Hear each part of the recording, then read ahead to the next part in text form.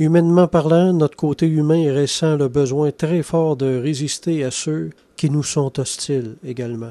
On répond aux paroles dures par d'autres paroles dures. On répond à la provocation par d'autres provocations et aux menaces par d'autres menaces. On veut surtout pas être vu comme un lâche. C'est tellement humiliant. On n'aime pas que les autres pensent qu'on est un lâche. Puis on veut surtout pas non plus en être un à nos propres yeux. Mais c'est uniquement l'orgueil de la chair qui nous pousse à résister aux méchants.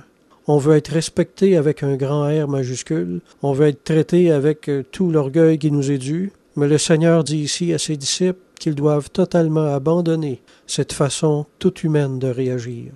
Les disciples du Seigneur sont appelés à imiter leur maître en renonçant aux impulsions violentes de la chair et choisir les voies douces de l'Esprit de Jésus. Jésus a souvent fui les méchants pour fuir la tentation de se rebeller contre eux autres. Ceux qui fuient ne fuient pas tous parce qu'ils ont peur de l'ennemi, mais souvent parce qu'ils ont peur d'eux-mêmes, de ce qu'ils pourraient faire. C'est personnellement mon cas. Soyons pas tristes de fuir. Je dis triste parce que je sais par expérience que c'est humiliant pour la chair d'avoir fui.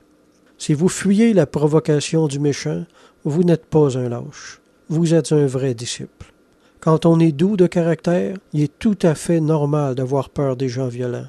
Jésus a eu une très belle parole pour vous. Bienheureux les débonnaires, c'est-à-dire bienheureux les doux.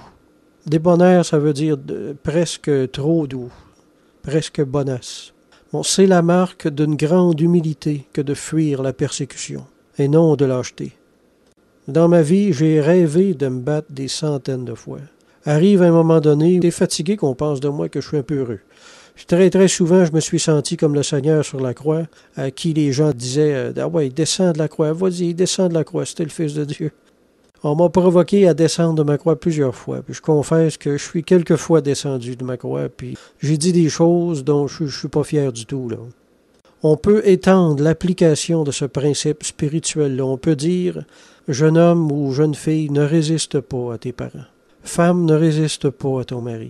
Homme, ne résiste pas à ton patron.